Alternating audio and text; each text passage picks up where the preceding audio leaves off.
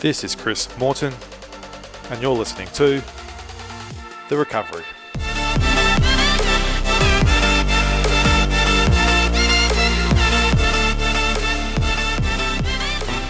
So in this podcast today, we have Brock Day, and he has started, it's called Sana Days. Sana Days, yeah. Sana Days, that's how you pronounce it.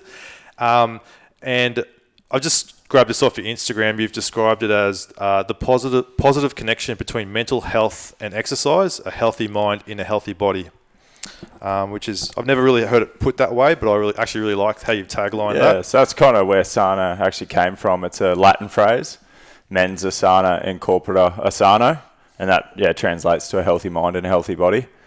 So that's where I got the Sana from, and then the Day is just my last name, Healthy Days. Yeah. Oh, okay. Yeah. There you go. Well, that's perfect. Yeah. All right, Brock. So we'll start this off just so the people listening sort of can get to know you a little bit more. So tell us a little bit about yourself. You can sort of go back as far as you want, or just a little brief history. Yeah. So I'm 29. Obviously living in the Gold Coast now. I grew up on the Sunshine Coast. Always kind of had a love for exercise and fitness. I was involved in sports from a young age, soccer, rugby. Just recently, I've probably transitioned into more, a bit more low impact on the body out of the contact sports because of a few injuries. So I'm kind of you're only 29. a few big You're injuries feeling in that way rugby. already. Yeah. So now I'm kind of doing a bit more triathlon training, and I kind of want to go down that path now at the moment. In terms of work, I've kind of always just been in hospitality. I'm running a poke bowl place down in Gold Coast at the moment, so right into healthy food and that kind of healthy lifestyle. What's that one called? Raw and Rice. There you go, I just gave you a plug. Yeah. Perfect, yeah. Yeah, that's probably, pretty much sums it up, yeah. Yeah, all right, and so tell us a little bit, I guess you touched a little bit, but a bit of history, I guess like with your health and fitness, like you did a bit of rugby, you're saying? Yeah, so basically, I guess from a young age, I played rugby union right up until I was 26. And gym-wise, I think I started training in the gym when I was 15, and I transitioned probably into CrossFit-style training. That was, I think, when I was about 21, around then, and kind of fell in love with that as well. So I've kind of been doing that style of training since then. And more recently, you've got into the triathlons. Yeah, so basically that, I guess, kind of helped kickstart the whole Sana idea. I entered a team triathlon last year with my brother and my best mate, and we did that to raise money for Beyond Blue. And I guess from there, I kind of seen the connection between exercise and mental health, and I just went with that and started brainstorming a few ideas.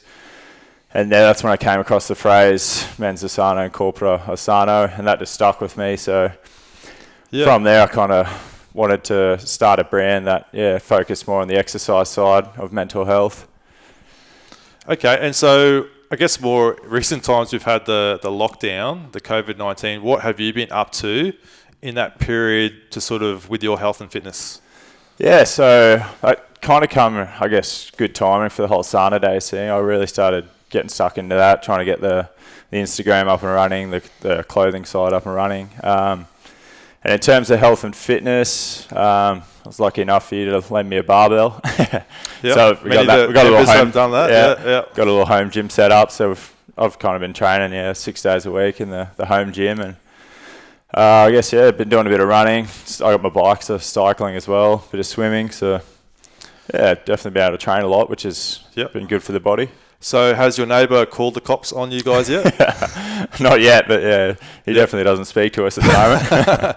It's funny because we had another member, Wade. He actually had to bring his stuff back because his neighbour got the shits with him. And so he's just like, I'm bringing it back. The guy is just giving me grief. And so I was like, I guess, we were doing it out in the driveway. So we kind of, we did buy a few foam rubber mats and put it in the garage. We're doing it inside a bit now, so hopefully that helps with the noise. But it's more the vibration. Like when you drop the barbell, even that those rubber mats don't do much. It still vibrates through, but there's not much you can do. All right, so you've touched a little bit more, but if you can maybe expand more on I guess as much detail as you can, like the story behind Sana Days. Yeah, well, Yeah. it pretty much goes back. I guess the involvement with mental health started when I lost my dad to mental health. He took his own life almost 7 years ago. So I guess from then, I always wanted to do something positive to mental health and bring awareness and help others. So yeah, it wasn't really until last year when I did that team triathlon, I kind of made that connection between mental health and exercise. Because as I said, I've always loved exercise. It's always made me feel good, and I kind of wanted to bring that to other people. So once I thought of Sana, and I kind of wanted to, do events throughout the year and just use my branding. So I basically use Sana, the brand, as a platform to get my message across, and that's basically move your body and feel the benefits that mental health has on your body, I suppose. And so, what's the best way people can contribute to the cause is to buy the shirts? So that's pretty much going to be the main one. I guess, all proceeds from the clothing I'm just going to put back into the company. Yep. And just try and, obviously, I want to try and fundraise or organise events kind of down the track, obviously, when I get a bit of momentum. But for now, just be buying the shirts, and it's just creating a bit of awareness as well. Yep. It's a great cause. It's something that I'll always look to support, and to have a young guy like yourself in the local community doing that. I want to bring more awareness to that cause as well, and being a gym as well, it aligns like health and fitness. Almost the mental side of things is more important than the physical things that come from being fit, or losing body fat or getting stronger. Yeah, it's up here that and also if people are struggling out there, to know that there's places where you can reach out and maybe just talk to someone who's been through it before, or there's organisations out there that you can help, and Sana Days just, I guess, highlights that again. Is that something you guys are looking to do, where if people can reach out and actually say, oh, look, I'm struggling a bit in my thoughts, and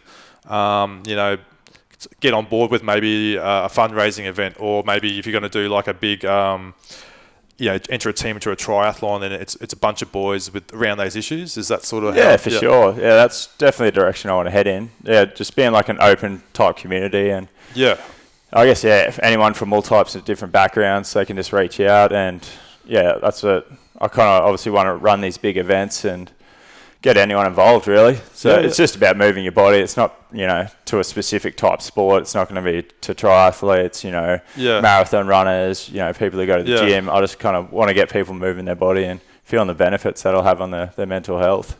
Yeah, I actually quite like it, especially for blokes. Sometimes blokes just need, just to hang around other blokes, and they suddenly feel better. They don't have to really go into it. Yeah, and I guess that talking side of it as well. I guess me personally, it's always been a bit hard to talk about it. So whereas if I'm, in a group situation, I'm at the gym with a heap of mates training, I'm feeling good, and I'm probably more inclined to talk about it in those kind of situations, I suppose, as opposed to just like a one-on-one type setup. Yeah, it's just like you're just sort of forming a support group. Yeah, of a bunch of guys. Exactly. Yeah, so I guess down the track, I'd want to have Sana Days where you can, go to a site, then it'll have, like a challenge section. I guess a mental health like support section with all different links you can get help, and then obviously the apparel section, just kind of a lot of different I guess like avenues you can go down. Yeah. No, perfect, Brock. That's awesome. Is there anything else you wanted to bring up with Sana Days, or you feel like you're sort of covered? I've probably covered most of it. Yeah, I guess we're going to try and look to do a lot more challenges. We've been doing it's actually from Headspace. It's called Push for Better, so that's just to raise money for Headspace. So we jumped on board that, put a team in, 21 days, you do X amount of push-ups to raise money for Headspace. So that's been a good challenge. We've had, I think over $1,500 raised just from Team Sana Days. So we'll probably be looking to do a lot more stuff like that as well in the years to come. Yeah. Yeah, that's awesome to raise that sort of money for those organisations in that space. All right, so we've just got some questions at the end, more probably just related like to you as a person, and you can sort of go wherever you want with this. Yeah, no worries. So if you could interview one person today, who would that be and why? Oh, that's a bit of a tricky one. I guess I follow Dwayne Johnson, actually, The Rock, a fair bit. Yeah, I kind of like his determination and attitude towards life.